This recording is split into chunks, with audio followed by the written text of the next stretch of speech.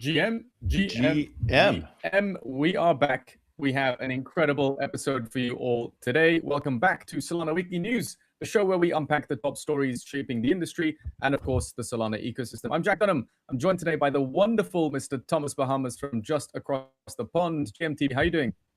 GM, I am doing great.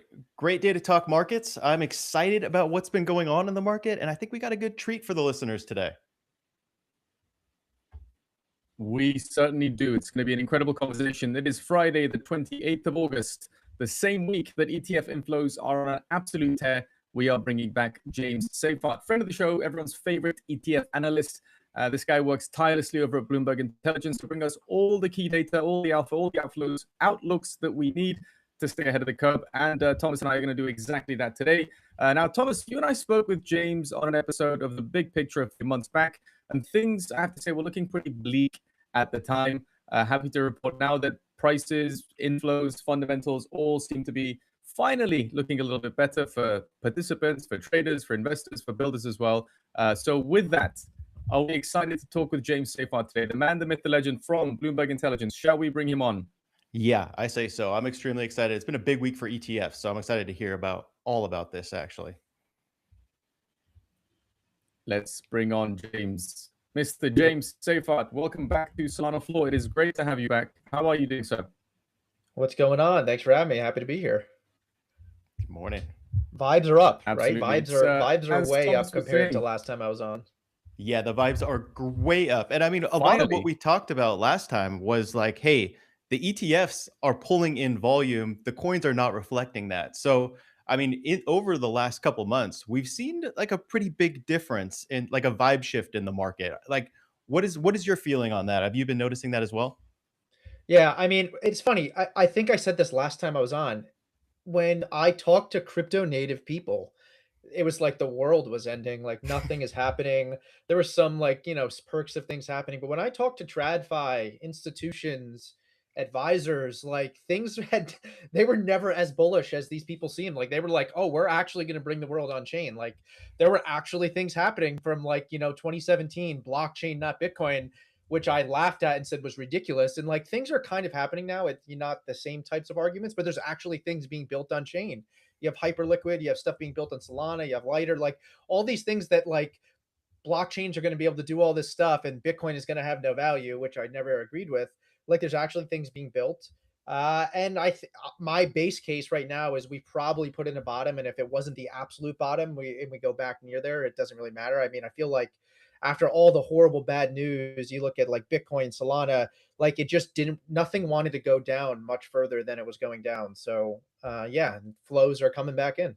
Yeah, we love to see that. That's typically when you see the end of a bear market, right? When bad news can no longer send the coins down. So I definitely like seeing that. And I mean, we absolutely wanted to talk to you. I mean, obviously you're releasing a book and we're going to get to that. But I mean, we can't avoid just the size of the flows this week. Do you want to kind of break down what's been happening in the ETF world so that our listeners know what's going on? Yeah, I mean, we could go in and I could like rattle off all the flows. I'll stay high level, and if we're going to dive in, we can. Basically since August 17th, everything has turned around, is what it comes down to, which ironically kind of started after the cold card hack. Like a lot of money poured into Bitcoin ETFs right after that hack, which almost certainly was people like, I don't know, moving their Bitcoin somewhere else and trying to get exposure in different ways. Who knows exactly what was happening, but money poured into the ETFs. And then it just kind of kept going. Which like, again, that's one of those things like that should have been a bearish catalyst. Like, what do you mean? Like a hardware wallet got hacked? Like they were able to guess these phrases, right? And just didn't look good. So they had like the biggest monthly inflow since earlier this year. Really, it looked like what things we were expecting. We were seeing in like September of October of last year, which was like money was pouring in by the billions to Bitcoin. But really, every asset has done pretty damn well since then. Solana has done well. Even XRP has taken in some money on the ETF side. Ethereum's doing well. I mean, no matter how you slice it, money is coming in back into the space and it's showing up in prices. So the question is like, is the money coming in and prices are going up, or are prices going up and money coming in? It's probably like the self-referential cycle that's happening here. But overall, money is coming into the space. And right now, like I like to look at 13F data to figure out who's buying and what have you. And we looked at that for Bitcoin, Ethereum, and Solana. Unfortunately, we only have through the end of June. But the overarching trend is advisors are buying all of these. Hedge funds are selling. Those are the ones doing more like the basis trade, tactical type stuff, market making. But advisors are buying all of these different assets in the ETF wrapper. Yeah, yeah, we love to hear that. It's been a very tough time for self custody over probably this whole year has been pretty tough. When you talk to TradFi folks, are they pretty concerned by holding their own tokens in self custody? Like, do you think that that is something that there's a structural risk on that side, or how are they thinking about it? I guess. Yeah, I think it's different for different assets, right? For Bitcoin, right now, Bitcoin is like it's a store of value assets. It's digital gold. There's not a whole bunch of utility from holding Bitcoin. It's like, not your keys, not your coins, self-sovereignty, all those things. So I think the argument for putting Bitcoin into an ETF wrapper makes more sense than something like an Ethereum or Solana, which like you can Yeah. do a lot of stuff on chain. You can stake, you can do all those things. So now all the ETFs do have staking. So I think that argument is a little different. But no matter how you slice it, when you talk to people, like when I talk to my parents, like I've got my parents that get some exposure to different digital assets, like they are either buying it via an ETF or it's like sitting on an exchange, whether that's Coinbase or Gemini or what have you. Like they're not, I'm not giving them their own hardware wallet to generating their seed phrases and take care of it. Like, and when you, and not to mention, like these institutions don't want that. Like, this is something I have to argue with crypto people about, not so much anymore, but like they would much rather outsource this problem to somebody else. They want it to be somebody else's problem. They want to be able to go to somebody who's an expert in, what entropy means in generating your keys or your phrases or whatever. They'd much rather have somebody they can point to or go to when something goes wrong. Because like you can't just be an institution. You can't be an advisor and managing, I don't know, call it 100 different people's money, millions of dollars. Like you're just not going to put that on like somebody's a seed phrase. Like it needs to be in a way that an advisor can handle. Now there are options out there. There's Unchained. There's all these different people out there that are doing things that are trying to make it better on ramp for advisors to actually get direct exposure. But the plug and play easy way to do this is simply, I'm just going to buy an ETF. Like I have all my systems set up. The TradFi system is set up and I'm going to get exposure. And that's the easy way to do it. So anyone who wants exposure, like the first order option is I'm going to go with an ETF. And if the underlying client wants it in a different way, you can figure it out. But like the default option is I'm going to get exposure through an ETF as far as I'm concerned, as far as TradFi is concerned. Yeah, 100%. And I mean, those management fees now, they're actually a feature, right? They're actually managing, they actually have to do their job to make sure that their Bitcoin is safe and make sure that they're actually custodying it very well. So I think it is an interesting time. And I think that, I've been saying it on this pod quite a bit that holding an ETF in a retirement account, like the ability to get access to Bitcoin, Ethereum, Solana in all of these ETFs is a game changer. There's like $40 trillion that's invested in the stock market by individuals. So I mean, if those retirement accounts now have some amount of access to crypto, I think that just opens the floodgates, right? And I think that's what we've been seeing. And I'd love to hear your take on that. I mean, I don't really have any other take. Like that's the right take as far as I'm concerned. I don't think it's like I would love to like somebody debate you and take the other side of that view, right? Like that's just that is what it is. That's what's happening and it is positive. Granted, I will say I would have so I talked to a lot of different advisors, institutions, and the general consensus that I got from people, particularly when these things were launching and coming out, was like, I'm not going to buy Bitcoin in a client portfolio at 120K. Like, I'm going to wait for the pullback. And so I expected more money to come in. Like my whole view was I thought these ETFs would help dampen volatility. I guess maybe they have a little bit. The downside isn't quite as bad. The upside isn't quite as good either. You have advisors, they typically have like a set allocation goal. So like I'm going to take 5% of my client portfolio and put it into Bitcoin. And then maybe I'll take 2% or whatever and put it into other crypto assets. And like my view on the damping volatility is like, as the price goes up, you're going to sell a little because you're going to go back down to that exposure when you rebalance quarterly, semi-annually, annually, whatever. And vice versa. When it goes down, you're going to buy more to get to that. And we just didn't see that necessarily. A lot of that has to do with, I mentioned before, hedge funds. They're heavily use these things for like a basis trade.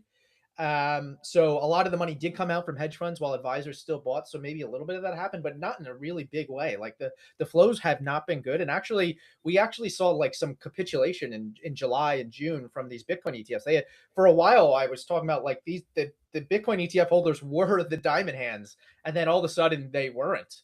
Obviously, money's coming back in now. But I was wrong on that. So maybe with this momentum, their FOMO is a very real thing. Crypto is a very momentum based asset. So as prices go, maybe we'll see these flows pick in, as I kind of talked about before. But yeah, like for the most part, we didn't see any like huge number of like flows come in and when prices went down, like I thought we would have, to be frank. So we'll see what happens going forward and if we are actually done with the bottom of this, 4-year cycle. Yeah, 100%. Yeah, and I mean, it is good to see these flows starting to come back. So we got to talk. This is Solana floor, so we got to talk about the Solana inflows. I think I'm pulling up a tweet here that you reposted, and it looks like we have cracked the $1 billion mark. I think it peaked at $1.72 billion. Pretty great, pretty good looking chart, if you ask me. Yeah, we're at the peak, right? So this is cumulative flows. So this doesn't take into account the performance of Sol itself. It's not AUM. This is just like how much money are people putting into these Solana ETFs. So Bitwise today was the first Solana ETF to crack $1 billion. It's funny.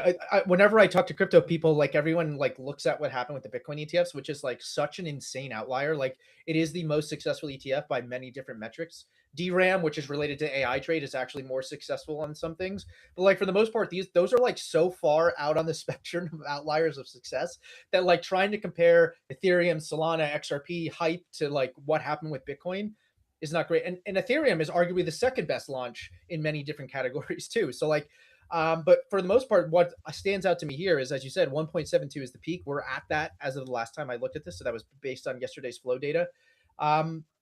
If you look, I mean, this is the time frame from last July through now. You get the first thing that I'm pointing out there is like the end of October. That's when the Solana ETFs, the spot ETFs launched. There were some unique ways to get spot Solana exposure and ETF wrapper from a company called Rex. That's what that huge tick up is. But like the price went the opposite direction. And money, like, it's not like money stopped coming in or started going out like we've seen with the Bitcoin ETFs or the ETH ETFs.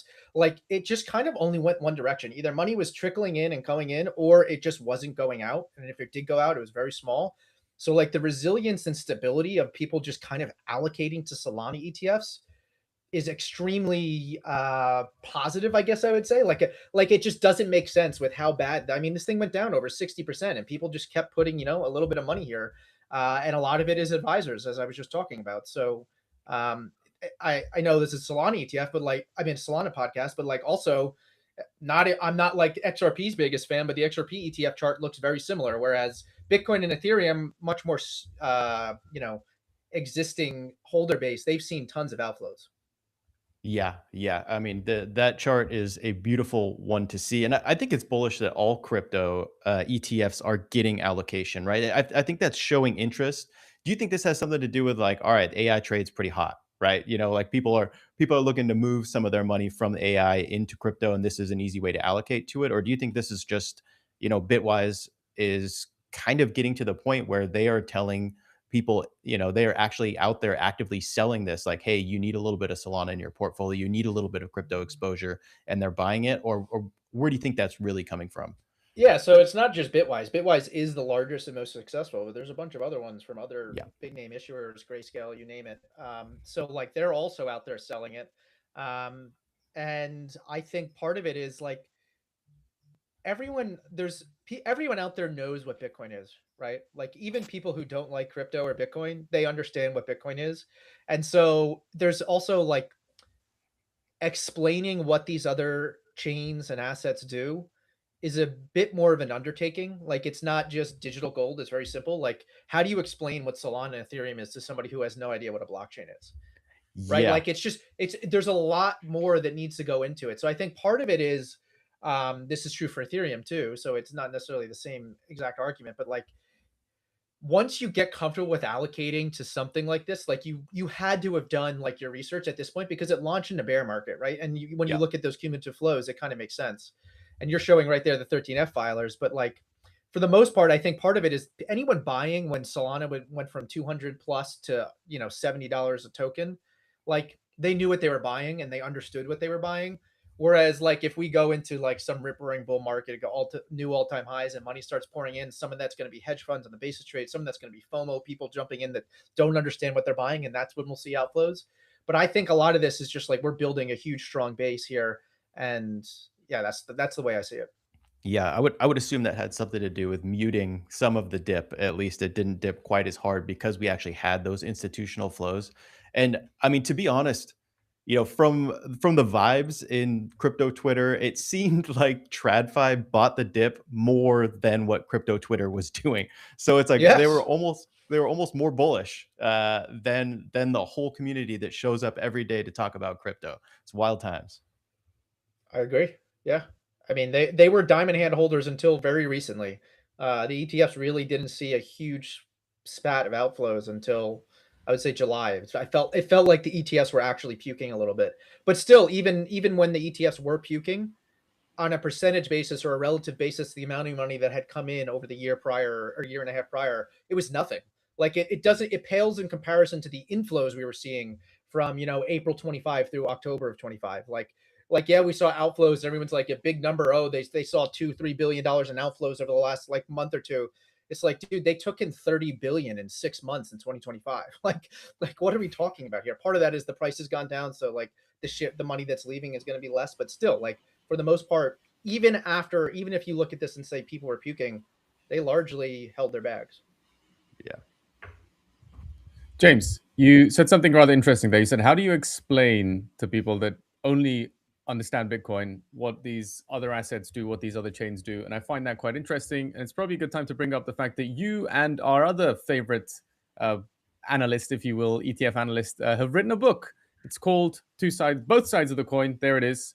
It is available already to buy, I believe, on Amazon and other bookstores. So if anyone's interested, they should go and check this out. But what's the elevator pitch? Why did you write it? Why did you write it now? Is it because there's not enough sort of 101 information out there available for the everyday investor? Is it more aimed at crypto natives that just buy things but don't really understand what the applications of the technology are? Like what's your core audience, and why did you think I need to do this and I need to do it now? Yeah, so there's a lot of everything in here. So for one, yeah, please buy the book. We spent 2 years writing this basically. So we started writing this before the bear market started last fall. We wrote most of it last summer when prices were really high, but we were very cognizant of like, this is very risky asset. This is very risky. Understand this. But the elevator pitch is really one. This could be if you have no understanding of finance whatsoever. This you're going to be probably. And I'm talking like real general finance, like real basic type stuff. But like we explain some of like, there's a lot of things in there from Lynn Alden. We interviewed Lynn Alden. We interviewed like 50 different people. So there's a lot of quotes interspersed throughout, like people that are well known in crypto and TradFi and economics. And we took to people who are very skeptical to very bullish. We set out to write like a really balanced review, like explaining this is why Bitcoin has value. It's not just like funny money in space, which you hear from people who don't understand it. It's like, it's just somebody that made money on the internet and all of a sudden it has value. And like I have people who I work with and people in TradFi who are like really smart that still think this whole space is a joke. And like they could not tell you anything about how a blockchain works. They have no idea what like a block subsidy. They have no idea what a block reward is. They have no idea how like consensus is built.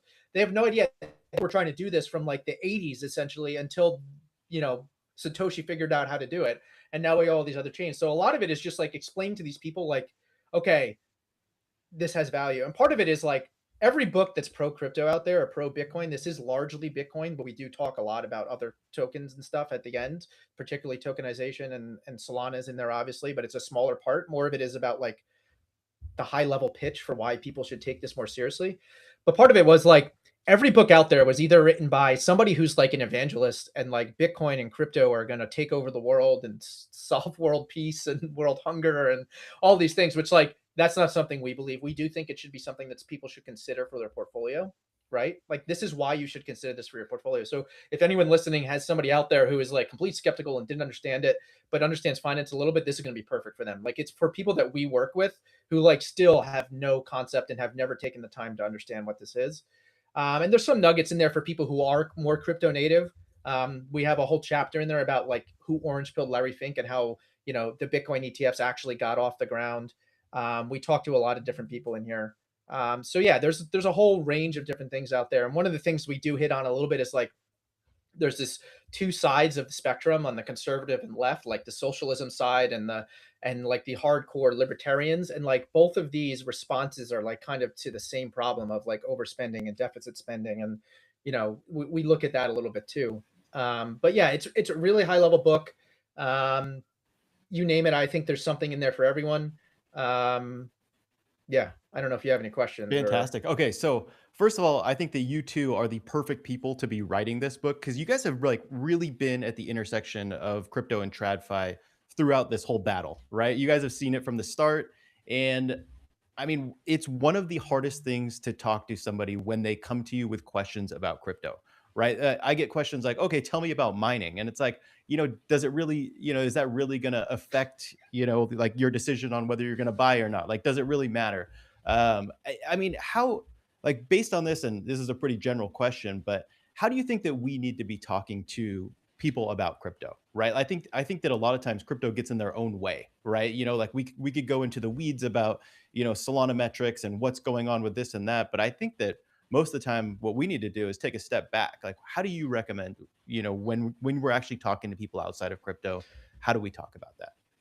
Yeah, I think there's two narratives. I mean, the Bitcoin narrative, as I spoke about, is a lot easier to explain to people. Like we go into here a lot talking about debasement and the fact that both parties are expanding the deficit, right? Like the Republicans and the conservatives, they just want to cut taxes and keep spending the same. The Dems want to completely increase spending, and like it's the Lynn Alden quote of like, nothing stops this train. So that argument for why a digital gold, a digital store of value, something that can't be debased is like very simple to explain to someone. And so there is a whole chapter in this book explaining how Bitcoin was created, what the different iterations before it actually was discovered or invented came about. So that argument's very simple. And we try to make it elegant on like why Bitcoin is different and why it's first of its kind, the network effects, all the values of like what that is. And then we also have a few chapters in the book talking about like the financial world is like going on chain. Like tokenization is a thing. Like how much of it is going to be very apparent to somebody, and how much value is going to accrue to the L1s. That's a different argument. We kind of put that out there as a question. Like we don't know exactly what's going to happen on that front, but like things are happening. Assets are going on chain. We talk about NFTs even, like there are going to be some use cases for NFTs, like not necessarily just pictures. Like there's a lot of things you can do. So there's a lot of this stuff in the technology that people look at it and they're like, they think it's a joke. And like, actually, if you looked underneath it, like there's actually some value here if somebody can figure out a way to actually use it. So it depends what you're talking about, right? So like I said, Bitcoin, a Zcash argument, like very simple digital sovereign store of value asset. Then you get to something like Ethereum and Solana and these other assets and L1s about like on-chain finance. And like that is where the world is going. And we kind of point you there. Yeah, 100%. And I mean, a lot of those are some of like the biggest narratives that are coming for Solana and for all blockchains, right? The tokenization of stocks it's awesome, right? Like it is a better way to hold stocks a lot of the time. So I think that is interesting. And you mentioned Zcash there. I've got a soft spot for it. Let's hear about the Zcash ETF. I think they just launched that, right? Some high fees, didn't get the best traction, if I'm right. Yeah, so the Grayscale, a lot of their ETFs were already existing in trust format, the same way that anyone who paid attention in 5 years, 6 years ago, like GBTC was trying to convert into an ETF. They had ETH already that existed. They converted to an ETF. They've done this with their Solana. They have all these trusts. So this is another example, but they're the first one to get the Zcash into the ETF wrapper. It's done fine. It charges 2.5%. It already had, I don't even know the exact number, but it had a couple hundred million in it.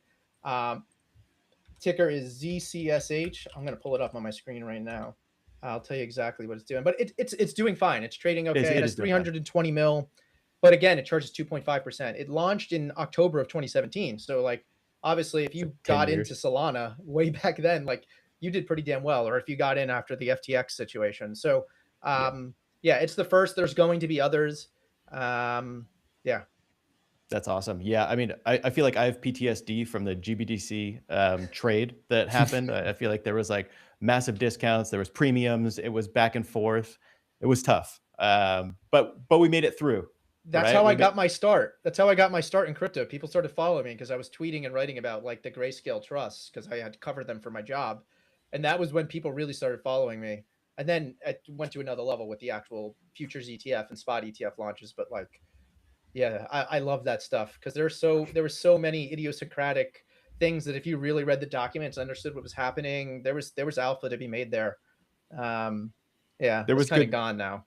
Yeah, it was good times and it was bad times. I had a lot of GBTC in a retirement account, and I think I think the discount was like 30% at one point. Like it was incredibly low. And I was like, why am I even doing this? But Me we too. made it through. We're past that, and I feel like this is almost like not like the golden age for ETFs, but if you are looking to get invested into crypto, it's pretty easy now, right? I feel like ETFs, like for the most part, the fees are very low.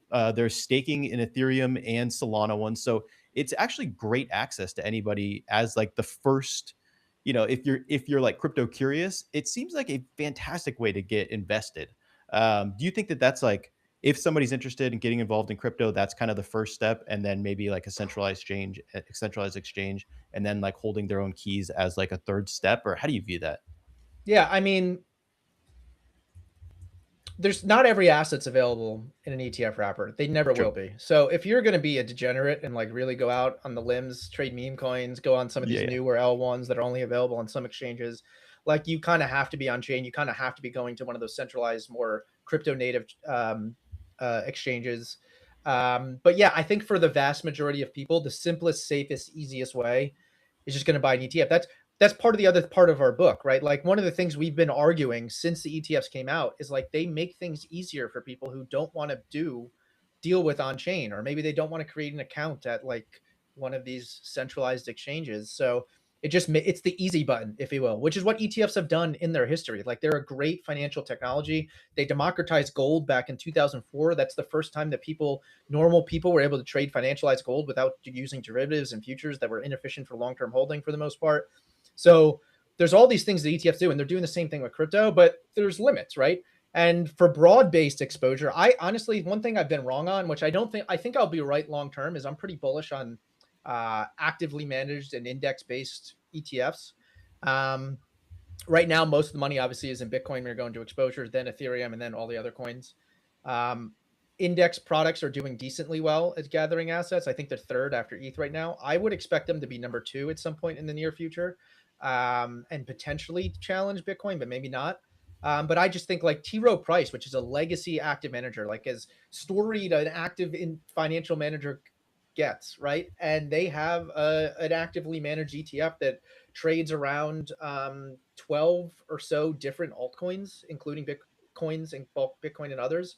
That hasn't gotten a ton of traction just yet, but I think those types of products for somebody who's just looking to get a client exposure, like not necessarily like advisors. Again, they're going to put this as 5%, 3% of a client portfolio if they're going to get exposure.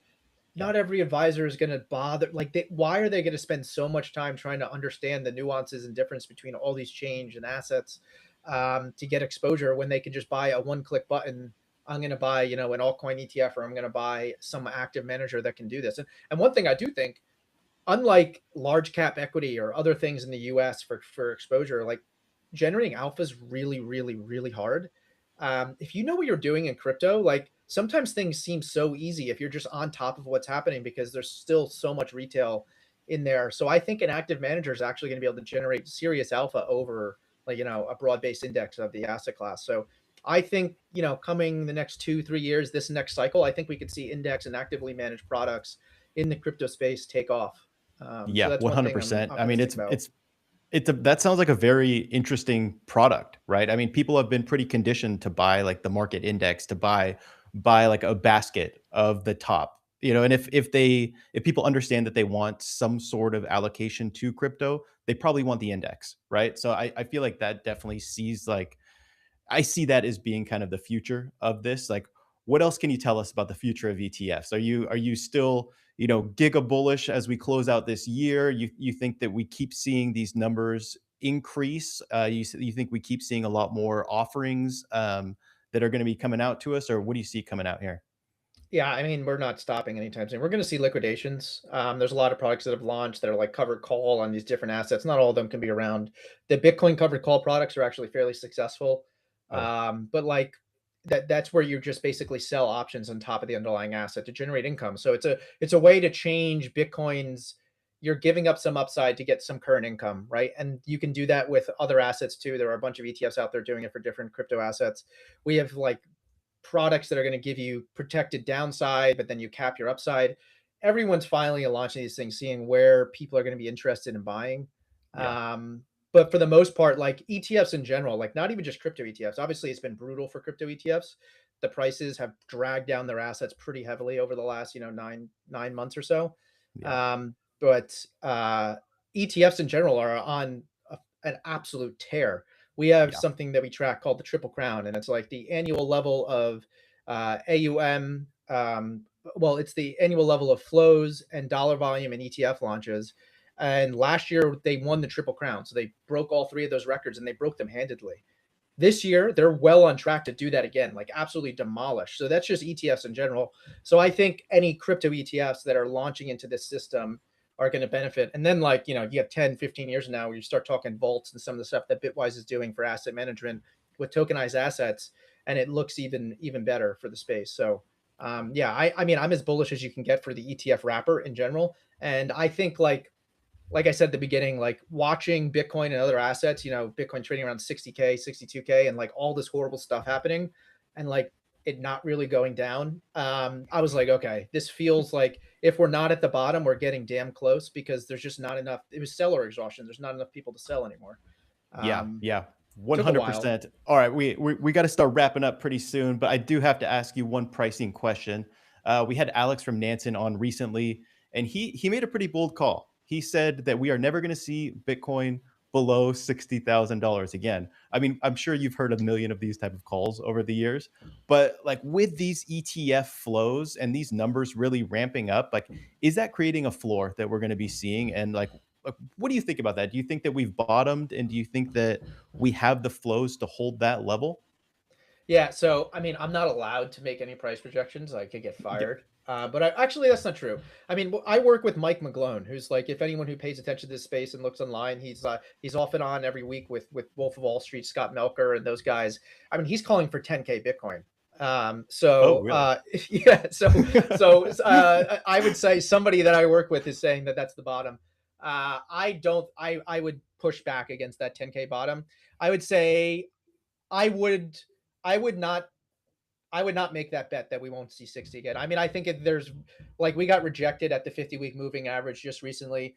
I would say my base case is we probably dump again a little bit. I don't know how far down we go.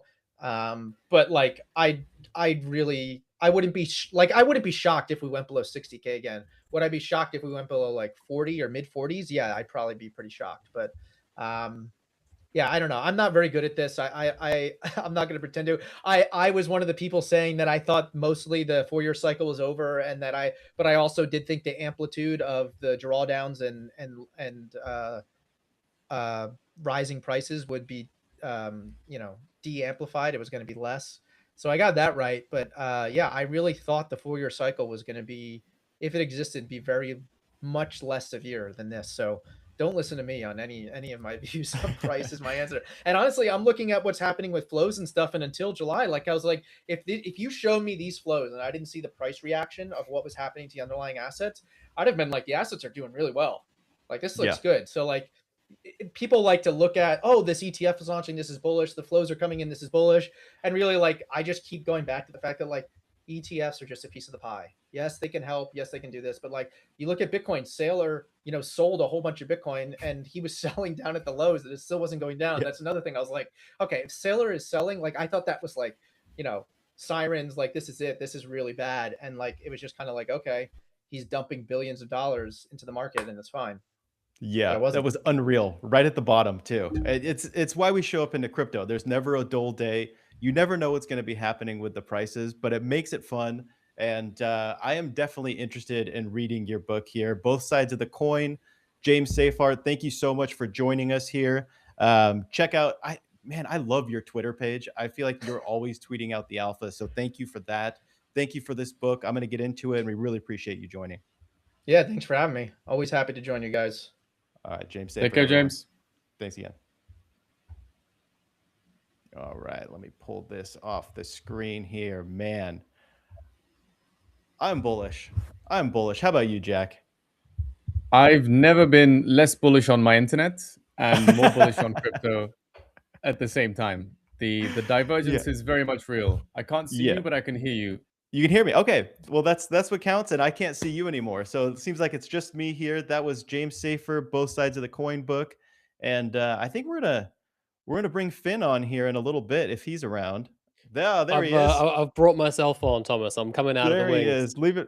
Didn't leave me alone there. I like it. I like it. Yeah. How we doing? I couldn't leave you sitting there while one of the biggest governance proposals that we've seen since 228 has just come to its terminus. Now, Thomas, you won't know this because it is over. You won't know this because you've been chatting to James, but in a wild turn of events, 002 was actually turned around in probably the last 2 or 3 minutes.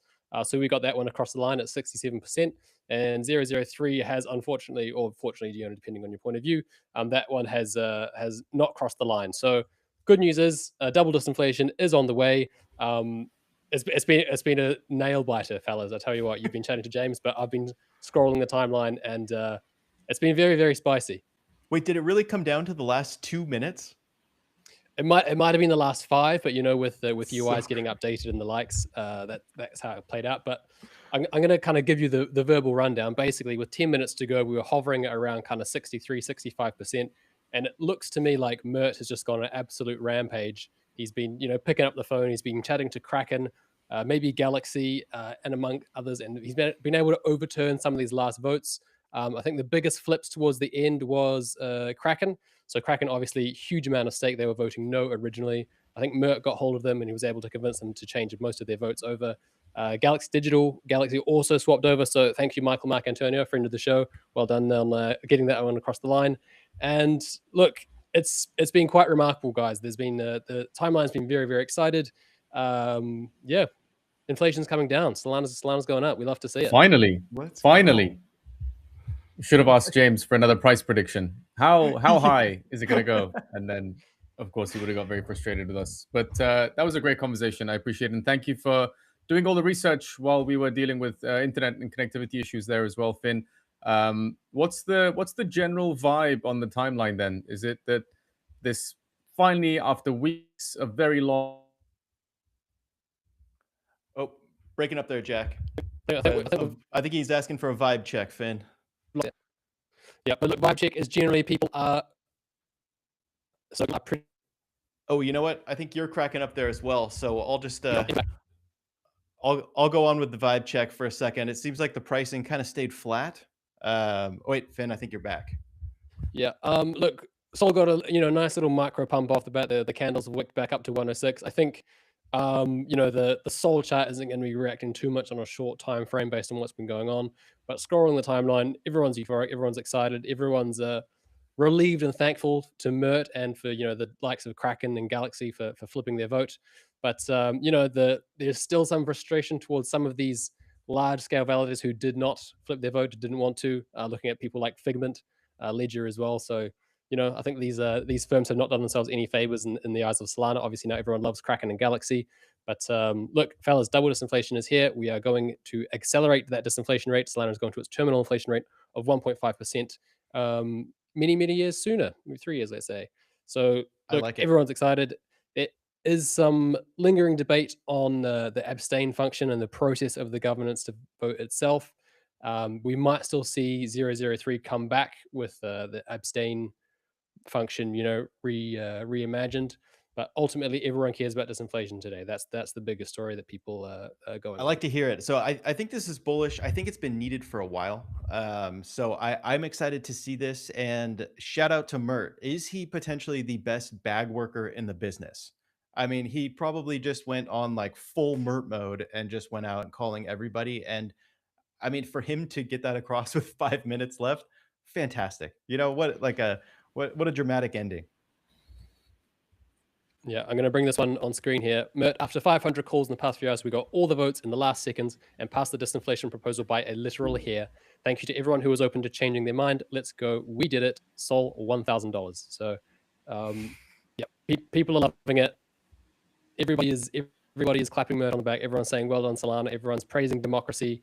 Hunter Horsley is there. Fabiano is there as well. Yeah, the world is very, very happy. Solana is very, very happy. And yeah, clear skies. Everyone's, I think, we're gonna come back and we're gonna look at this for the resource fee proposal, and we'll see if we can kind of get that one revamped and re-explored. But yeah, happy days in Solana land. I like it. I like it. Now let me pull up our newsletter and let's get into this, Finn. Let's see. Finn, you Looks like wrote Jackson something joined us. very interesting. Wall Street is panicking, you've written. I find that quite a fascinating intro. Typically, it's us. We're panicking because we've given up control of our spot holdings and we're sort of beholden to the smart money or the TradFis, as some people call them. So what's happening? Why are they panicking finally? Wall Street is panicking, fellas, because they are sidelined on crypto. They are unprepared for this move we had, and it's showing no signs of slowing down. It is kind of, we are filtering out, we are going to a bit of a distribution zone, but the move that we've experienced over the past 10 days has been extremely abrupt. And now, obviously, the rest of the TradFi world is watching this, and they're feeling like they might have been a wee bit left behind. So I've just dropped, Thomas, I've sent you a message there. If you could pull up the historic ETF flows chart there and scroll down to the historic flows a bit further. Keep going. Yeah, this one here, and then click this 1 week toggle on the right hand side here on the top right. Oh, I like this chart. That is a beautiful chart. So, are we seeing the same one? Oh, maybe, yeah, that doesn't look. I don't like that as much as I thought I was going to. Mine's got a big massive candle over on the right hand side. Is that the daily chart, perhaps? I'm on the weekly. Let's see. Oh, there we go. There we go. Had to refresh. There we go. So this is before today's session, and at the moment, our weekly inflows on Solana ETFs are at 135.8 million. In terms of net flows, this is the second highest week of all time, apart from launch week. I expect that this number is going to be slightly higher after today's session. So you can see that after many months of TradFi not really going that hard into Solana ETFs, all of a sudden the markets have woken up. The suits are realizing that they're underallocated and they're just pouring money into these funds. And that's why Sol has ripped from around $80 to $106 in the last probably 8 or 9 days. It's what people have been waiting for a very, very long time, and it's very, very encouraging. So, it's a great time to be a Solana manlet. It sure is. Well, I mean, we've got this, so we've got the ETF flows, but we also got on-chain going off as well. So it's like we're seeing both of these pieces of the puzzle coming together, and that very well is likely going to explain why we went from that $80 to over $100. So I like seeing Solana over 100. So love seeing this. Yeah, and look, we are kind of firing on all cylinders, as you mentioned, because obviously the TradFi, the NC players are pouring in. On-chain activity is absolutely rocketing, whether that's memes, DeFi, all sorts is going on there. And we're also getting some deeper perp integrations with our wallets, which is great for the end user, the consumer user of Solana crypto. So a lot of great stories that we can tap into. The top one here is kind of this was written midweek, and this was covering some of the discussion around some of these votes. Obviously, we mentioned at the top of this call that SGP 002 has passed SGP 003, which was seeking to add a resource fee and to steer some value accrual to Sol based on the complexity of transactions, has been rejected at this time. A lot of that people are saying is due to the abstain function, and that effectively, if you're abstaining on a vote, it's effectively a no vote because the system says that we're aiming to get 66% of the votes to get a proposal through. So anything that is a no or abstain is directly against that. There is some talk that maybe that's going to be revised. That's unconfirmed, but we may see the resource fee proposal get rewritten and get re-voted on with this new abstain feature. But ultimately, the arguments were pretty compelling. I was quite pro the resource fee initially, and especially after speaking to KB, I thought it was a great idea. After seeing a lot of the comments and concerns from community members, from developers and builders in the space who said that effectively this is going to make their apps far more expensive to operate, and it's going to be quite discouraging for them, and it's going to mean that people are going to be moving off chain. They're going to be using into siloed boxes that don't actually drive value to Sol anyway.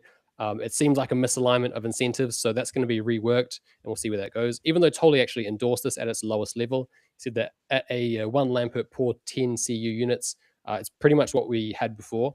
It's only at the higher levels that becomes problematic. So, we're going to have to track this one, and we'll see what happens next. But ultimately, disinflation is on. Resource fee is not on yet, but maybe it will be back under discussion in the coming months. Yeah, and I think so when we spoke to KV, and when he was talking about this, the way that I understood it was that a lot of the apps that are used today aren't necessarily optimized the best at their current state. So when that, like when you have that combined with the increase in resource fee, that would make it more expensive. Is that the right take, Finn? Effectively, most of the DeFi apps on the chain that are not proper AMMs would be more costly to run. They would be more resource intensive, and so they would have to pay these fees. And you can see in this dashboard up here that's on the screen here that a lot of the apps that people use every single day, Jupiter, Pump, Phoenix, it all becomes a lot more expensive for them to operate, which cuts into their revenue. It makes them less inclined to build on Solana.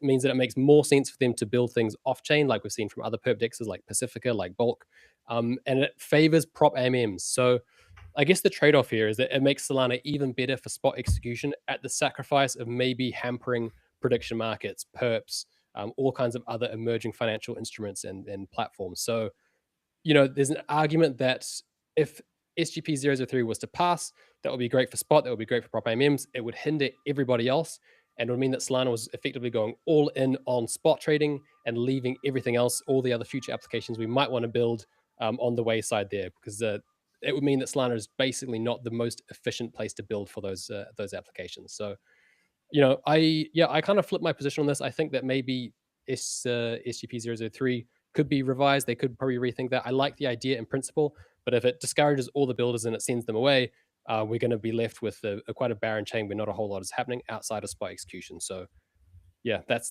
kind of my revised take on it after everything. How are you guys seeing that, given the conversation of the week?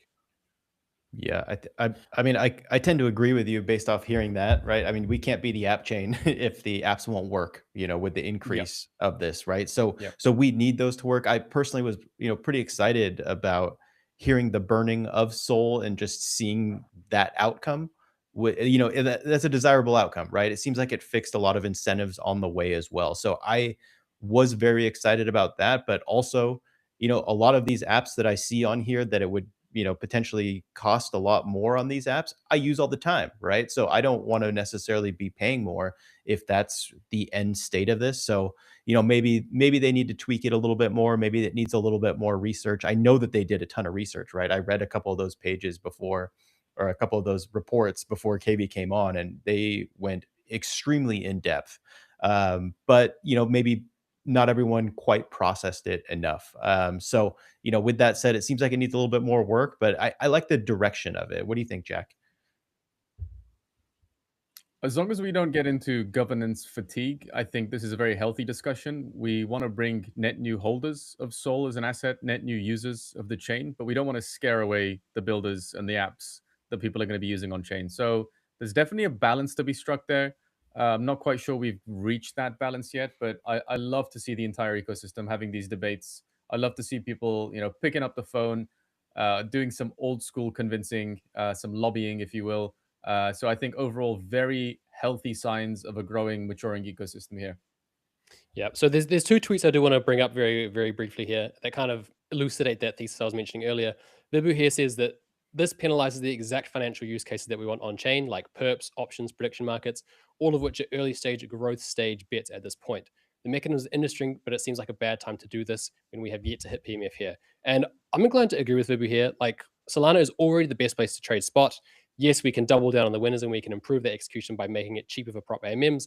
But if that comes at the cost of alienating the perps builders, the prediction markets, the options platforms, all that, we are effectively siloing ourselves into a very, very small operational niche. And I think Solana owes itself more than that. And if you come up a wee bit more, Thomas, there's a really, really good tweet from Eugene here. Eugene is the CEO of Ellipsis Labs. They, operated the first Solana prop AMM with Solflare, and they now run Phoenix perps. These both run in tandem. Eugene says, do we want Solana to be a home for financial applications? do those applications support this proposal? And I think that captures the idea very, very succinctly in a very, very clear way. All the people who are building the financial apps that people want to see on Solana are saying that this is a bad idea. So that should kind of tell you enough. If you believe in abstracting things to people who are perhaps a bit more nuanced and a bit more knowledgeable about these things than you are, you kind of have to throw the trust over to them. Again, I think it's a good idea in theory. I like the idea of a burn. Maybe there's a better way that we can do that. And I'm really looking forward to seeing what KB and the Temporal guys come out with this next. Yeah. Yeah, agree. I mean, they're one of the first people to bring on-chain perps to Solana. So, right, like we've all been celebrating this. We've been cheering them on. Toly's been, shilling it for the last few months. So if they're coming out against this and they're not able to do their, what they're setting out to do as well, then that's a problem, right? Yeah, absolutely. But look, I think there was a win for democracy. There was a win for governance today. Drift, Galaxy, Kraken, all these teams with massive amounts of stake, they were all against the proposal. People called them out. People named them out on Twitter. Merck gave them a call. And they really, social pressure proved that it works. Everybody told Kraken to change their minds. They did. They, for better or worse, they came to their senses, let's say.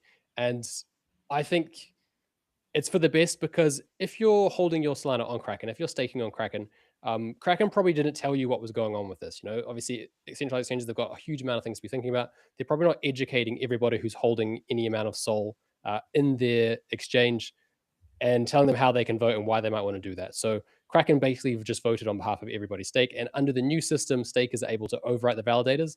So if you're holding it on Kraken, you're not actually able to do that directly. So having public pressure push that across, I think, is a great win for everybody.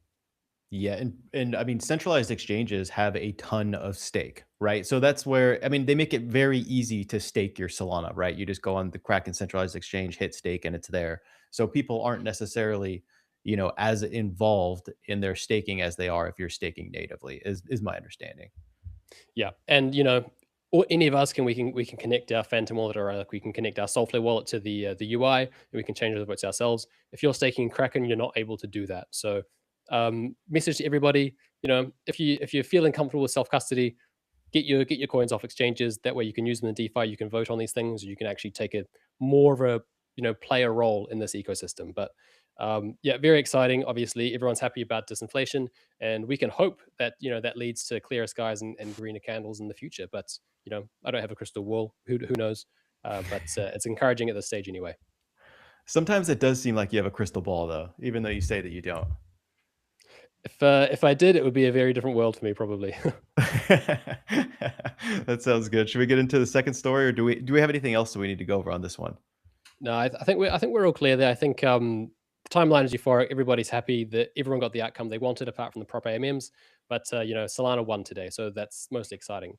But look, next up, we did touch on this very briefly. Solana ETFs, guys, are absolutely ripping. We just had our biggest day of 2026. We're on track to have our second biggest week of all time. And the suits, the institutional players, everyone on Wall Street, they were on holiday. They're on their summer vacation, sipping wine in the Hamptons. And they've got back to the office and they're gone, oh my God, I need to buy more Sol. So a lot of fun, a lot of great action happening in the ETF world. And look, the volume is high. People are realizing that they don't have enough. So obviously you guys are chatting to James Seyffart here. What was your biggest takeaway from chatting with somebody who sees the space closer than anybody else? What was his biggest readings on this? He's bullish? He's bullish. Is he allowed to be bullish? The takeaway. The man who sees all the data through his Bloomberg terminal, which I believe he probably gets for free because he works for them. But these things cost 20, 30 grand, and they have insane amounts of data flowing through them. And they are flipping bullish. He would agree with you, Finn, that these people have come back from their holidays in the Hamptons and they've decided to pile into these assets that we've been watching bleed out for about 9 to 10 months. So I'm very optimistic about the next 9 to 10 months. That's my takeaway. Yeah, I mean, I think at the end of the day, Euro summer is over. Buy some Solana is what it really is. But he also went over, even as the price of Solana was going down, over the last few months, the volume was actually ticking up, right? People like we were showing a chart on screen earlier, and I mean it's over $1.7 billion into these Solana ETFs, and it was pretty up and to the right as far as how that chart looks. So does that mean that they're price insensitive? No, it just means that people were still allocating even as prices went down.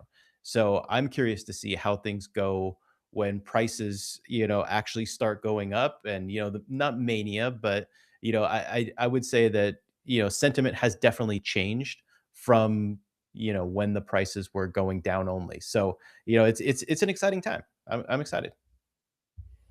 And this is all stuff that if you're trading on chain, you would have seen coming, because we mentioned earlier that activity has been roaring, meme coins are up, a number of transactions have been hitting new all-time highs almost every single day for the past 6 weeks. So if you're engaged and if you're on chain and you're watching these things, you would have seen this coming from a mile off. So again, it pays to be early, it pays to be involved. Well done to everybody who kind of saw this move coming from a few weeks out. And the TradFi bros are here. They're back from the holidays. They're ready to start playing in the markets again. So we could be in for a Finn, pretty spicy Q4. Question on that level of spice that you foresee with your beautiful crystal ball that often works. Are we expecting in the next 3 to 4 weeks to go from cautiously optimistic to I'm going to top blast and see what happens to pure euphoria, or is that too soon perhaps? I think we were cautiously optimistic 2 weeks ago.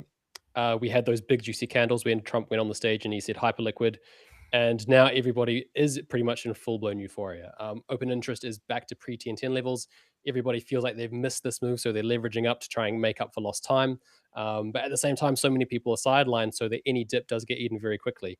At the same time, the amount of leverage in the system, I think, is still quite worrying. I do believe that a lot of that also runs through tokenized equities, so there's maybe a bit of fold over there and a bit of carryover that means that as open interest isn't as high as it appears to be. But yeah, September is typically a bad month. Historically, September is always a bad month for crypto, and then Q4 is generally good. So maybe we have a bit of a flush in September. Maybe, Bitcoin rocks back down to 70, 75K, enough to make people go, oh, actually, no, the bear market is still continuing.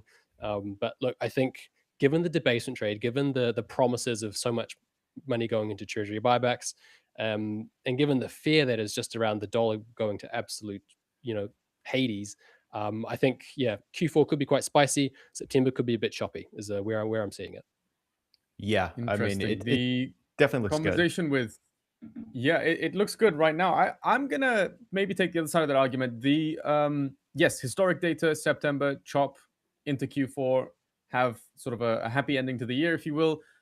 Does check out, but then Solstice Labs CEO and co-founder was with us, Ben Nadareski. Now, this guy has a physics background, built an incredible DeFi product, understands Solana and crypto through and through. He thinks that this time might be a little bit different, that we might just see less of a chop, less of a dip, if you will, in September, and that between now and the middle of December, we might expect some more mature price action, generally up and to the right, rather than pure parabolic euphoria. So I'm going to put my optimistic hat on rather than my tinfoil hat for the day. And I'm going to say that's what I'm looking at. And I hope the number of people that are, bidding with huge amounts of leverage are also expecting that, and that maybe we can just manifest it into existence. So that's my drop of optimism heading into the weekend. But does that mean I'm top blasting with 10x leverage? Not yet. I like it. You mentioned leverage, and there might be too much leverage in the system. I have a question for you. Is there ever a time in crypto where there is not too much leverage? November last year was a time because all the leverage got wiped out and people were too scared. I think we're only going to get more and more leverage over time. I think the growth of trading, especially as just a social activity, we're seeing social trading go wild. I think that overflows into perps as well. I think the people who came for memes are going to realize that using the same apps, using FOMO and things like that, they can still long Nvidia, they can still short gold, they can do all kinds of things beyond just trading funny pictures. I think the percentage of capital in crypto in leverage is going to continue to rise, and with the debasement of the US dollar, I think people are just going to be piling money into markets, and if they can get greater returns, let's say in leverage in perps, they're going to flow to that. So I think leverage is going to become a very, very consistent feature of our markets, increasingly so. I would fundamentally agree with that. And I think from a philosophical point, there's an interesting argument to be made here as well. For years, we spoke about how meme coin trading and NFT trading essentially was something born out of financial nihilism, if not accelerated greatly by this idea that you're not going to make it with a regular job, if you will. So you might as well go and take massive amounts of risk. And I think to Finn's point here, once we introduce massive amounts of leverage to traditional instruments, those hundreds of thousands, if not millions of people that are used to trading meme coins, seeing the charts move 10, 20, 30%, seeing their P&Ls change massively overnight, they're not going to want to buy an asset and wait for 5 years. Right? They're going to lever up to the eyeballs, regardless of how mature the instrument is or the asset that they're buying, the underlying. And the amount of leverage is probably going to continue going up and to the right. Is that healthy? I don't know yet. If we have significantly higher portions of people getting wiped out because of leverage, is that good for crypto? I don't know. But I think leverage is generally the way that people are going to continue going. Yeah, I'd say it's definitely not healthy. I'd say it's definitely not where we want things to go, but it's where things are going to go all the same. I think, you know, we're probably digressing from Solana here, but I think generally we're heading towards a K-shaped economy. You know, we're heading towards this this world in which we have, you know, very top heavy 1% of wealth and a lot of, the term that gets around on Twitter is the permanent underclass. A lot of people are going to try and escape that, and they're going to see perps as a way to do that. So crypto market's going to get more and more leverage from there. But let's speaking of perps, let's steer back to what's happening on Solana, because Solana perps did have another tremendous week. I love this story, fellas. So Solflare, this is a great one. Solflare launches perpetual futures trading powered by Phoenix. So obviously Solflare, one of Solana's favorite wallets, the OG Solana-native wallet, one of the first teams that have ever been building on Solana. They're finally embracing the leverage. They're giving perps to the people, and it's obviously going through Phoenix, the most delightfully favored emerging perps decks on Solana, all fully on chain, which is why the people love it. This is great for Solflare because Phantom did this a year ago, but they did it through Hyperliquid, and that caused a lot of problem. That caused a lot of drama throughout Solana. Everyone was saying, why on earth would Phantom betray their user base like this and go somewhere like Hyperliquid instead of going somewhere local, somewhere like Drift, somewhere like Flash Trade, all that. Solflare, they've waited, they've bided their time. Now we have fully on-chain perps on Solana, and Solflare is embracing that. Phoenix perps running through Solflare. You love to see it. Up to 65 markets, I believe, up to 40x leverage. So if you want to trade perps, you can now do that directly on Solflare from the Solflare wallet. And I think it's been pretty popular so far. They've crossed, I believe, $2 million in the last few days in notional volume. There is currently a trading competition as well, with I think 25K up for grabs through Frontier Traders. So if you want to test yourself out, you want to put yourself through the paces, go and check that out. But guys, I think this is a great step. I think this is great for Phoenix. Phoenix, has a long way to go to become a competitive level perpsex. If you're talking about somewhere like Hyperliquid, and this is going to help them get there. This is going to deepen the liquidity on the books. It's going to make trading better on the platform just by grace of having more traders there. And this is a win for Solana, a win for Solflare, and a win for Phoenix. So love to see it. Fellas, have you jumped into this? Have you played around? Excellent at all with distribution. Yeah, great distribution. Have you guys played around with this at all in the Solflare app? Oh yeah, absolutely. I thought, it was late at night just before I went to bed, and I saw a notification come through Solflare, and I thought, let me throw some loose change into this with maximum leverage just to test how it actually works, and it went exactly the way you would expect it to. So I can guarantee you it works. The leverage is real, up to 40x on some instruments, lower on others, but it's so easy to use. And instead of going into your wallet, opening a browser, logging into a perpstex, remove all of that friction, and just with a few taps, you get exposure with massive amounts of leverage if you so wish. So I think it's great. And again, for distribution, this is incredible for Phoenix as well. Yeah, I personally haven't tried it yet. I'm in the US. I don't use a VPN on my phone, so I do not go. I haven't gone to this yet. I'm sure that I probably will, but I just feel like this is the future of all wallets, right? Wallets are basically like the everything app now. Basically, you can do all of finance in all of your different top Solana wallets now. So I like the trend of that. I think that this is bullish. They teased. I think they put out Hyperflare at first. They teased that they were going to put out Hyperliquid. So I saw that and was like, no. But it was just a shit post. So They moved past it, and I like that they're able to do this with Phoenix Trade, right? This is a good shout out to Phoenix Trade. They've created a great platform, and they made it easy enough to integrate into a wallet like this. So I think this is huge. I think it's a big step for Solana. Yeah, it is. It is. And sorry, go on, Jack. Yeah, I was going to say a few of the other stories that you've written in your newsletter, Finn, also have massive amounts of distribution potential.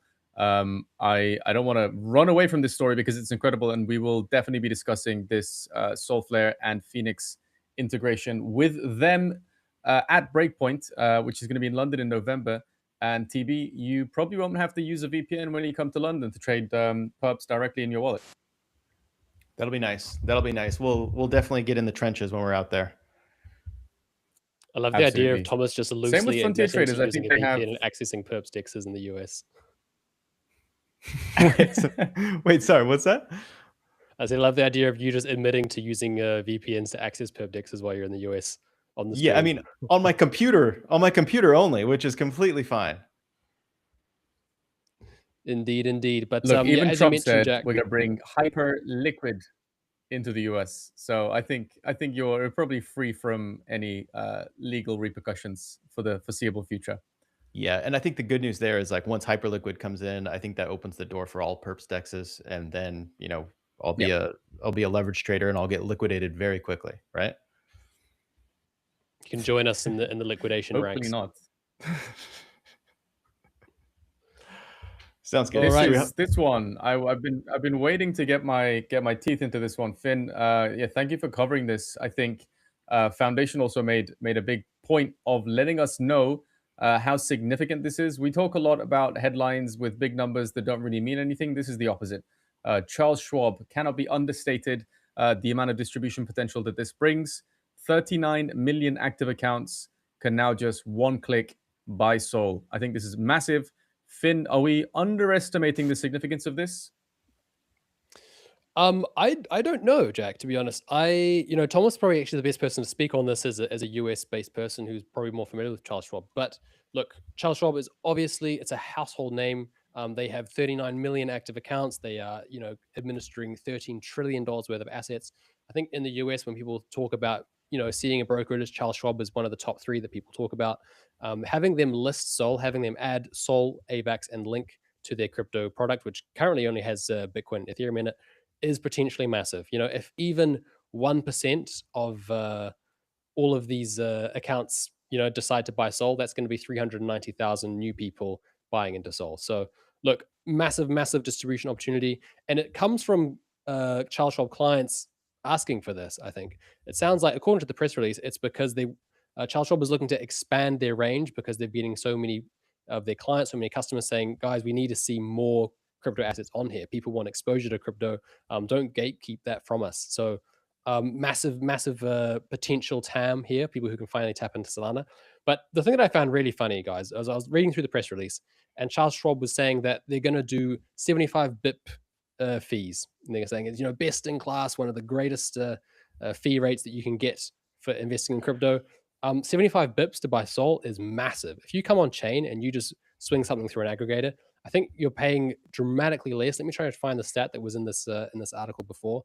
But we've talked about it a lot. Prop AMM's absolutely cooking on Solana. Execution is incredible. Instead of going to Charles Schwab and paying 75 bips, come to Solana, rip something through JTX to get that best possible execution, and you might be paying as low as 0.72 bips. So that's 100 times more efficient in terms of your execution. So, on one hand, it's great. Maybe we're going to have 39 million new buyers of Sol. At the same time, if you want a better price for Sol, just come on chain and trade on DeFi on platforms like JTX. So it's very exciting. It's very encouraging. And Charles Schwab is just one of the many massive financial products in the US that are embracing Solana. Earlier last year in November, we had SoFi saying that they're going to enable people to buy Sol straight from their checking account. SoFi's also launched a stablecoin. This is a trend that's going to continue. Maybe we're going to have a Charles Schwab stablecoin in the future. I don't know what their plan is there, but all roads are leading towards Solana becoming more and more deeply integrated in the traditional financial world. So I think that's great. Thomas, you're going to have a much better understanding of the importance of Charles Schwab here. What's your knee-jerk reaction onto this? I think this is huge. I don't think that this is like the game changer moment right now. I think the accounts that that this opened, it is a little bit separate from like a traditional retirement account. Um, but I mean, I think that this is kind of the direction they're signaling basically to the market where they're going. Right? They have $13 trillion under management, and these are retirement accounts. So in the U.S., I think I was researching this before. There's about $40 trillion in retirement accounts. Almost all of these are going to have the ability to get some sort of access to crypto. First it was ETFs, and now it looks like you're going to get access directly to these assets. So I think this is huge, and especially as boomers are getting a little bit older. That some of that money is going to be flowing to the younger generations, and are they going to be allocating 1-2% to crypto, or are they going to bump that up to 10% crypto? I think that the ability to do that is going to be massive, and I don't think that's priced in. Just like how big that could be. I mean, 10% of $40 trillion is $4 trillion, right? Like, so the size of that I think is going to be really big. And you saw all of these institutions like Charles Schwab, like Chase Bank, like all of these were very against crypto, right? This was the last thing they would steer their clients away from it. I think I used to get notifications in one of these apps when I would try to buy an ETF that would say that this is a risky investment. Like a full actual separate screen would pop up anytime you tried to buy crypto, warning you against it, even though they offered it. Even though they offered it, it's your money, you can do whatever you want. But here's an extra screen just to tell you how dumb you are. So I think they're getting away from that now, and this is, I mean, this is very bright for crypto's future, I think. That's my breakdown in the US, I think. Bullish. Yeah, the Bring that $4 TLDR trillion is, on chain. yeah, yeah, exactly. The TLDR it is very bullish, and I think I think what we're seeing is the younger generation. Yes, there is a lot more on-chain stuff, but also, if you're going to be given a retirement account, this is something that you can now invest in. So it's big. It's really big.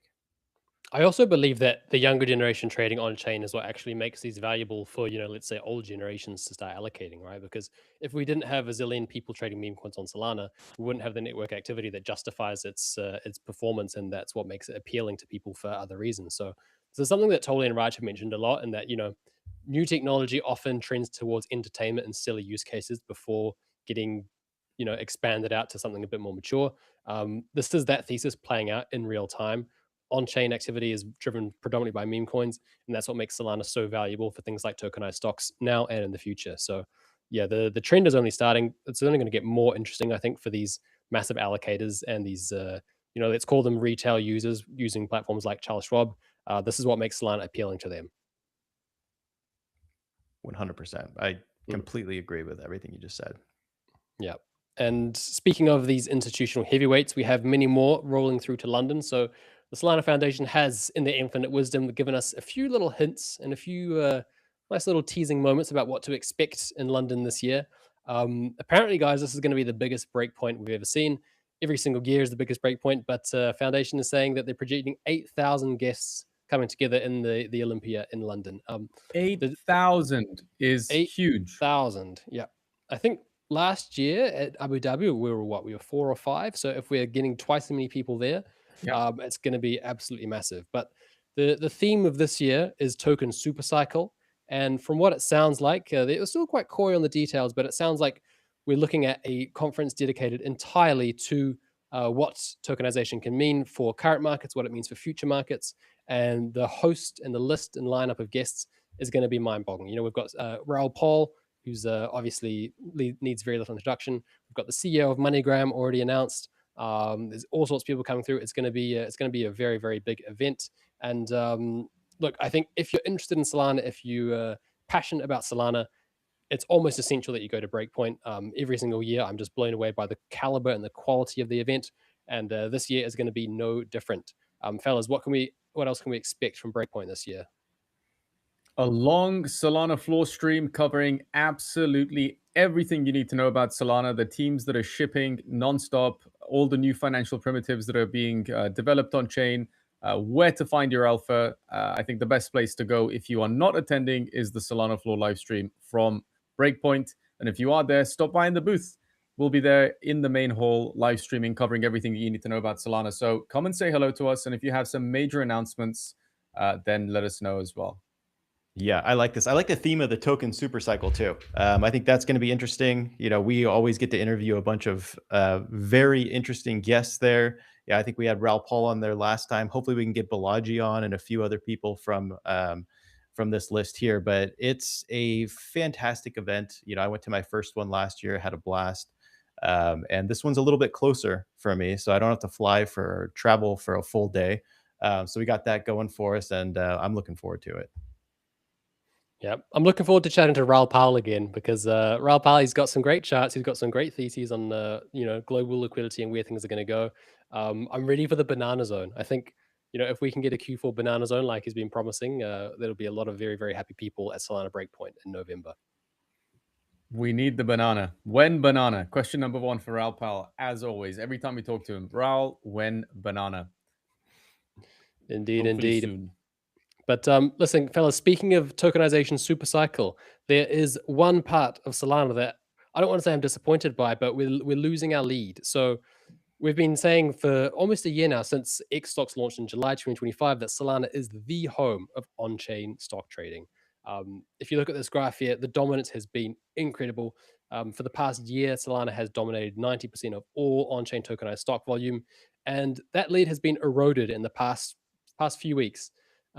It looks really bad. The data shows that Solana's been completely eaten, but there's some small caveats there, because all this tokenized stock volume that's happening on other chains, let's say Robinhood, let's say BNB chain, it's almost entirely going through meme coins paired with stocks. So this doesn't necessarily mean that people are, on BNB chain, on Robinhood trading stocks. It just means that there is coins like AI, which was mentioned on Trading Floor the other day, that's paired with NVIDIA. So that if you want to go and buy that, you go in with your USDC or your ETH. You want to buy that token, it's first going to route through an NVIDIA pool, which is going to rank up the volume on tokenized stocks elsewhere. So, the data looks really bad. I think it's not as bad as it seems, and we're probably going to get some charts in the future that are actually going to split this up. So we're going to have tokenized stocks against USDC or Sol or other native coins, and then tokenized stocks paired with meme coins. I think it's fun. I like the stocks paired with meme coins meta. I think there's a lot going on there. And I'm surprised that Solana hasn't quite embraced it in the same way that we've seen on places like Robinhood or like BNB chain. We spoke with Swizzle the other day on Trading Floor about this, and he said that basically it's because Solana is so good already. The latency is so good. The tooling is so good. This game on Solana is effectively solved. So these meme coins can't quite run as high as they can on Solana, as they can on, let's say clunkier or less efficient platforms like BNB or Robinhood. So, in a way, Solana has, is suffering from its own success there. Thomas, I know that you're very, very bullish and eager on the meme coins paired with stock scenario. Do you think that's a fair assessment? Do you think that Swizzle's right here to say that it's because Solana has kind of solved the meme coin game at this stage that we don't see the same level of runners that we'd see elsewhere? I think it's 100%. I mean, you can feel it if you look at the Solana trenches. It's pretty tough out there for them. And I mean, he's kind of right. A victim of our own success. We've built everything that's super fast, and on top of that, it made it very easy to actually build the tools to do things like sniping, bundling coins. So there is a lot of negative incentives going on, I think, across the trenches in Solana, and I think people are finding other ways where it isn't as built out. I don't think that's necessarily a long-term situation though, right? Like I don't see why these same tools can't be built on Robinhood chain or on BNB. But yeah, I mean, I think that a lot of the incentives are not to hold these coins on Solana. One of the ones that I like, and I'm going to bring it up quickly, is Stonk Fun. So it's pairing meme coins with RWAs on Solana, right? So it actually charges a little bit of fee per transaction, and then it buys RWAs and distributes that out. So I really like this because it's kind of fixing the incentives, right? The incentive is actually to hold these coins. And if you hold it, you actually get distributed whatever the coin is paired with. So I like that. I think that would be like a pretty big boom for the trenches to kind of shift those incentives around. Will it take off? Maybe. We've seen that take off a lot more on the other chains. So, if you start kind of comparing, the ones on Solana, are they going to catch up and eventually, all memes come back to Solana? Probably is what I would assume in the long run. But we'll see. I think the core of it is people are experimenting a lot more in meme coins, and there's new chains, there's a bunch of different launch pads, right? There, people were joking that there's going to be launch pads for launch pads soon, but I think at the end of the day, we want to see innovation. That makes me excited. A new meme coin is not exciting, but a new meme coin with some sort of new primitive to it, that's very exciting to me. So there's a lot going on. You know what else is exciting, Thomas? You mentioned incentives there. Let's make it very exciting for our listeners as well, and give them an incentive to listen to Trading Floor. Let's, if we can, talk a little bit about the specifics of what Swizzle pitched. It is a meme coin paired with a stock. It's the AI one that he pitched, and he was already up massively. You guys asked him point blank, "Do you have any plans to sell?" He said, "Not anytime soon." And he is up even more massively now. So I just want to let everyone know that if you are looking for on-chain alpha, Trading Floor is live every Wednesday, 11 a.m. Eastern, and incredible traders with their finger on the pulse of the on-chain economy come and they pitch their trades. And once in a while, we have an absolute runner that is pitched. Yeah. So that is the place to be. Not all the trades go up like that, but if you take a look at his FOMO account, my God, that is one trade. So yeah, it was the AI coin paired with NVIDIA, and looks like he might be up over $1 million at this point. So he's doing all right. He had conviction, and it's one of the biggest runners in that category. So it's definitely interesting. People clearly like it, and yeah, I mean, congrats to him on that. That's amazing. Tune into Trading Time to Floor. get some of that action on Solana. I think the home of tokenized stocks, the home of meme coins. Our tokenized stock meme coin pairings should be going parabolic like everybody else's. So yeah, come on, where are the animal spirits? Bring them out. Yeah, they're coming. Otherwise, there is this chart here that has been on the screen for a bit, talking about the average hold time, the median hold time of wallets. This is one of the biggest criticisms of Solana's trading culture, and that people are scalping in and out. The average hold time is 42 seconds, whereas on other chains it might be a bit more. I think the data here looks really bad. I think it's not quite fully indicative of how people actually trade. This particular query only counts trades and wallets that are holding things for less than 7 days. So if you're holding Sol, or you're holding some other token for more than 7 days, your wallet is kind of disqualified from this. So I think this isn't probably the best representative of this data. But at the same time, algorithmic trading, bot trading is just such a massive part of ensuring arbitrage and on-chain trades remain efficient. So I think that also pollutes a lot of that data there. So I don't think that the median person is going in and out of tokens in 42 seconds. I think that human users is probably still a lot longer. It's bots and trading algorithms that make this look a lot worse than it actually is. But that's neither here nor there, I think. Okay, I feel like a lot of the data for the trenches is so tough to get right. Because there's tokens before they graduate, tokens after they graduate. There's different platforms that they have to aggregate all of it. So it is tough. But that, I mean, a 42-second hold time, that's just devastating, right? Who wins in that? That is just a no-win scenario. So the house wins. The house wins. Yeah. The house always wins. But to Finn's point, I think that's worth reiterating. When you do see a Solana floor chart like this, please don't panic. It's not the end of the world. It's probably omitting some very critical data about what people actually do on Solana, do on chain, when they're buying and holding tokens. So this, as terrible as it does look at first glance, is not the end of the world, is not a crisis. With that, Finn, Thomas, are you guys kind of ready to get to my favorite part of Finn's newsletter? I'm ready. I am indeed. Thomas, it is, of course. Bring us back to honorable mentions. Yes, it is, of course, the honorable mentions. Finn is going to take us through these rapid fire, and then we're going to discuss which one of these stands out to us. I already have my eyes set on my favorite. Take it away, Finn. This week's honorable mentions. Sanctum becomes the largest source of TVL on Solana DeFi. Pump Fund records highest daily revenue in 11 months. Solana witnesses record high 135,000 daily token launches. Bitwise launches automated stock token portfolios. Solana overtakes base and daily X402 transactions for the first time in 6 months. Network slot time set to drop to 300 milliseconds. It actually has dropped now. That has ticked over. Yep. We are at 300 millisecond slots. Solana perps venues reach $1 trillion in cumulative volume. Velocity Dex, formerly Drift, launches private beta, and Camino launches fixed term, fixed rate credit markets. Incredible list, great list for DeFi. Jack, I'm going to throw it to you. What do you like? So easy. Solana perps venues reaching $1 trillion in cumulative volume is not just because there's the word trillion in it. It's incredible. This is an arena rather, that Solana needs to compete in, has been actively competing in. We need derivatives on chain. If you think about the traditional financial realm, the quadrillions that get moved around all the time, it is through derivatives, right? People have obviously hundreds of millions and billions even in these more traditional instruments. But then when it comes to derivatives, that is where the volume is. We want that to be on chain. We want it to be on Solana. So congratulations to all the Solana perps venues. I love that. You know, I'm going to have to go with Pump Fun on this one. I mean, they have just been absolutely smashing it. Highest daily revenue in 11 months. And also, I think Elon tweeted out that there was over 100,000 daily users on their platform just yesterday. So, I mean, trenches are back. Volume is here. I am just loving this. What do you like in Finn? I'm torn actually, fellas, because there is a lot of great stuff here. I'm going to go with 2. So network slot time dropping to 300 milliseconds, I think is fantastic. You know, get those slot times down, make Solana faster, let us package more blocks into a short amount of time, make the chain 4 times more performant, as Mert would say. Otherwise, I also really like Camino launching fixed term, fixed rate credit markets.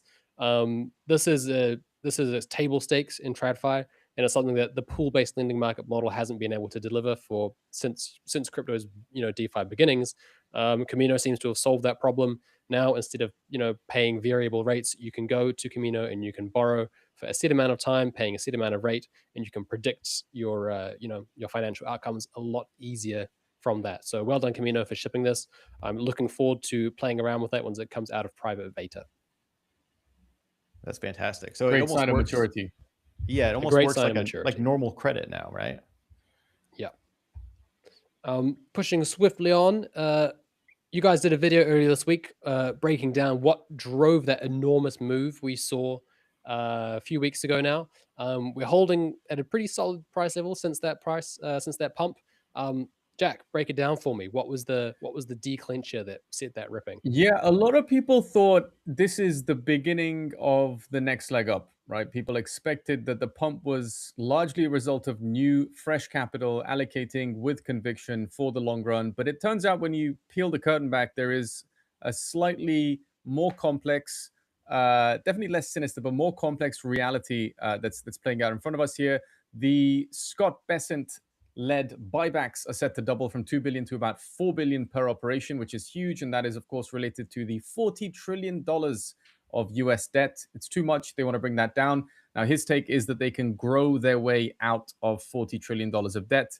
But what that also means is they need to lower interest rates, and they're engaging in some sort of quantitative easing, which isn't quite QE, but they are going to print money. And what happens when you print money and lower interest rates is risk on is back. So people are allocating. And as a result of that allocation, the shorts got squeezed. We saw about $3 billion of shorts getting squeezed out of their positions, which, of course, created a positive feedback loop for our tokens. So that was very, very good.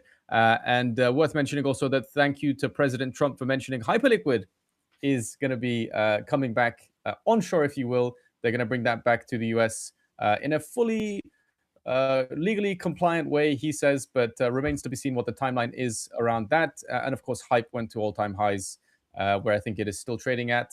A lot is happening in the White House. They are still pushing the Clarity Act. So I think this is really setting a nice base for positive, healthy price action going in towards Q4.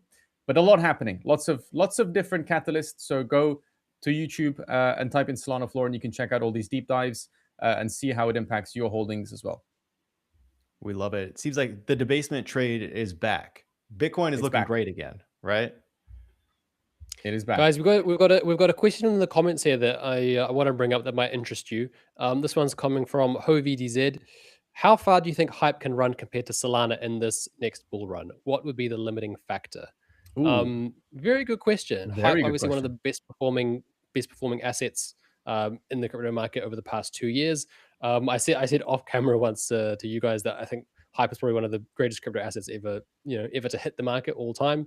How does it go compared with Solana moving forward from here, given how much it's already run? Thomas, I'm gonna handball you this one. What do you think?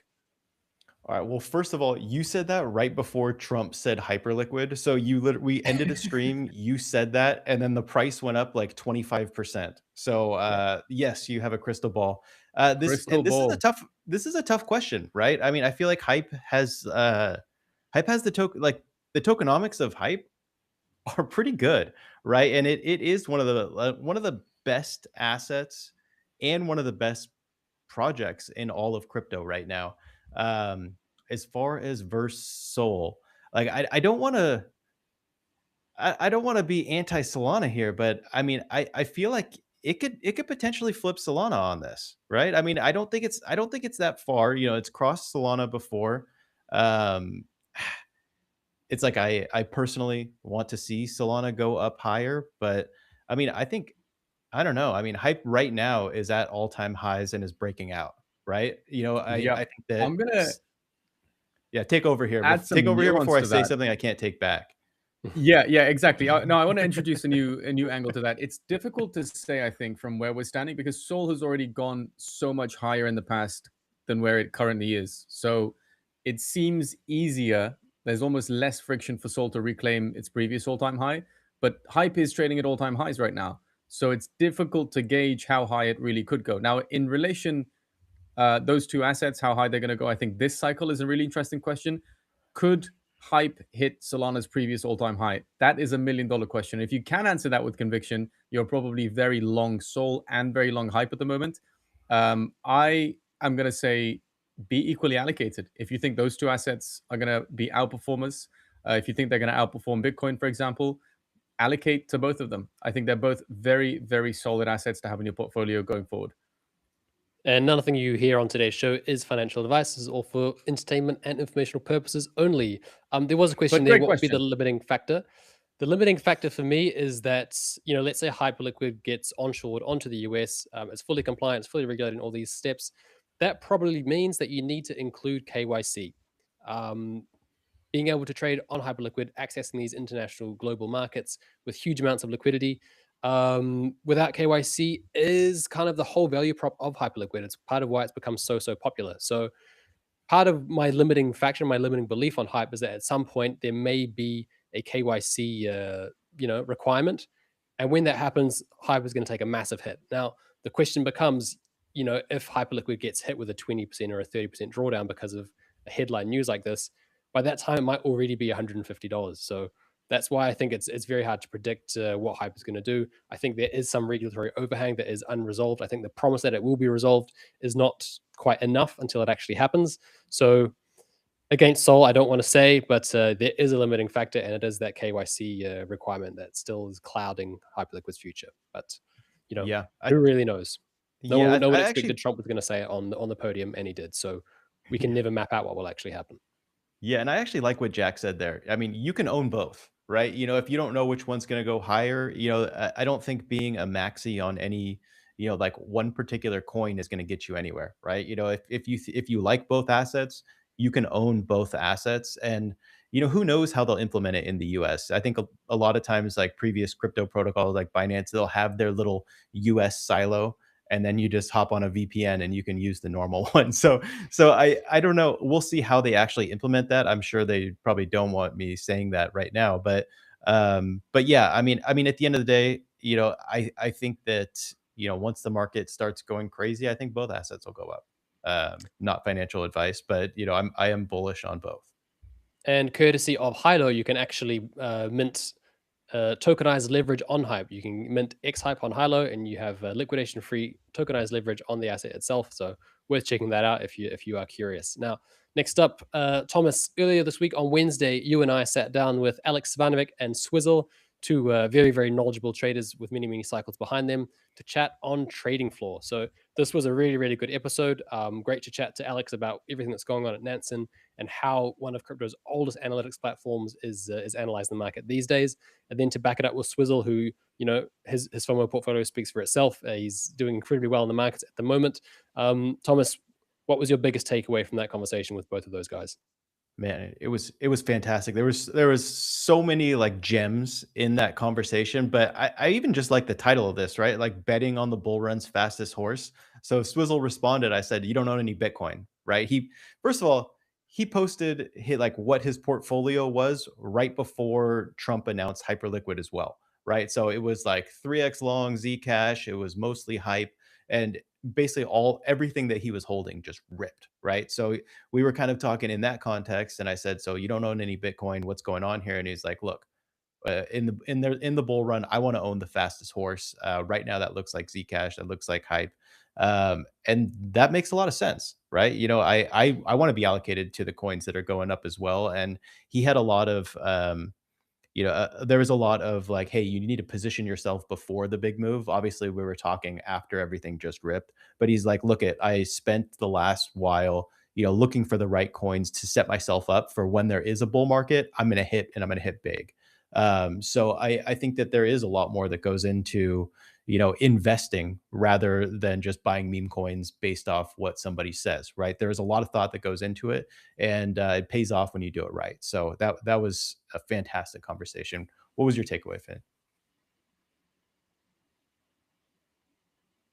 Well, I think So you're. was very brief. My takeaway was exactly that: bet on the bull run's fastest horse. I kind of subscribe to the theory that you actually need to make quite concentrated bets, and it's better to be deeply involved in 2 or 3 or 4 coins than it is to spread your portfolio extremely broadly.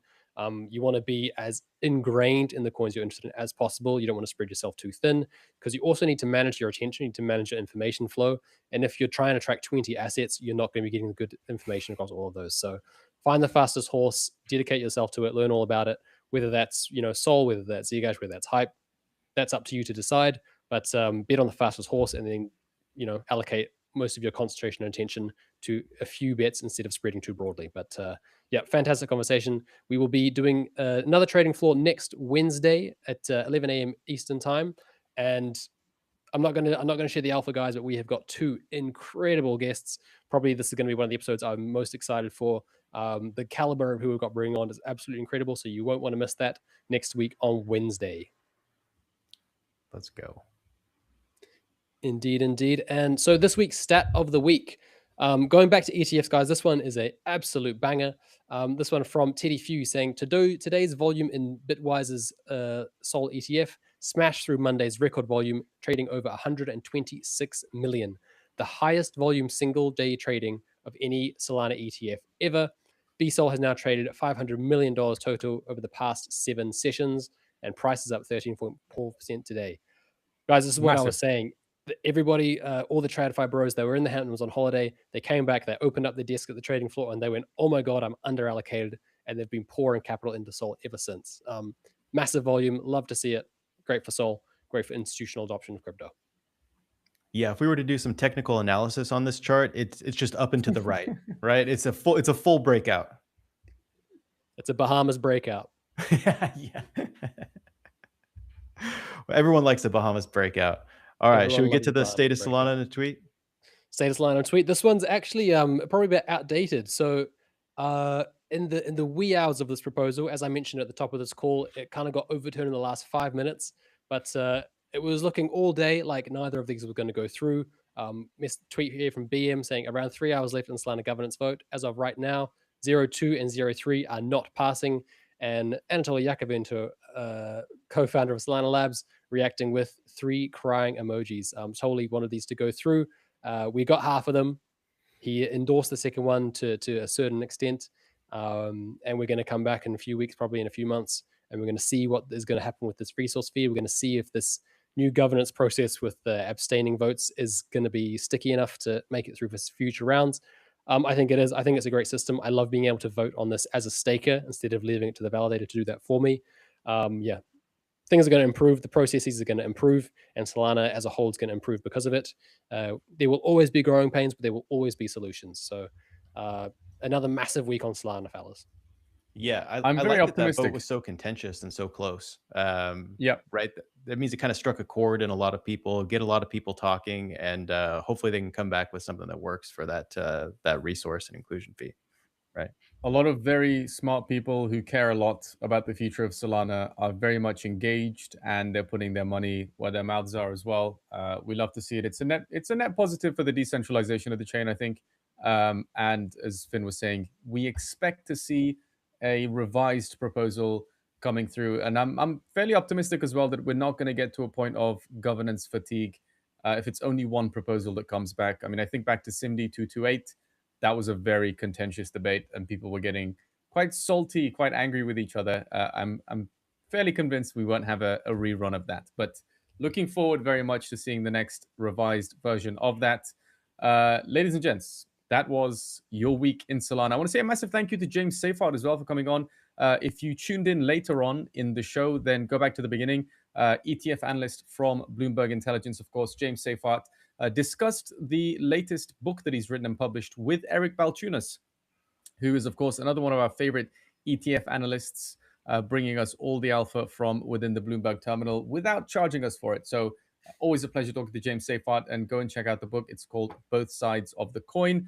But what a week to be covering Solana and the Solana ecosystem, I think. Yeah, all this governance discussion is great. Solana being over $100 is great.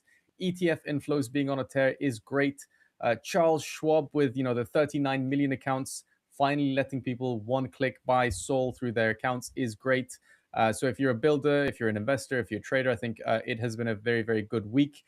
Dare I say 10 days since that White House crypto summit for all of us. So fundamentals and price are seemingly increasingly aligned. We love to see it. Reminder here that everything we cover is in the newsletter itself over at Solana4.com. You can find that also on Substack. Finn writes the newsletter every week. You will learn a lot. I promise you. Go and read it. And it's free. Wednesday, we're going to be back with the trading floor. Incredible traders. Can't let you know who they are yet, but I guarantee you there's going to be massive alpha. You will learn a lot on Wednesday, 11 a.m. ET. Thursday next week, we are back with the big picture. Delighted to be joined by Jacqueline Melinek. And then on Friday next week, of course, same place, same time as today, we're going to be back with Solana Weekly News. So do yourself a favor, go and subscribe to Solana Floor on X. Do it on YouTube. There's loads of alpha, and it's free. And don't forget to sign up to Finn's newsletter as well. Gents, are we expecting green candles over the weekend or chop? Chop. Green. Chop. All green. Green. I'm going to go green as well. I'm going to go with green as well. We are expecting a green and potentially choppy weekend as well. Have a great weekend, guys, and I will see you all next week. Thanks all. Thanks, fellas.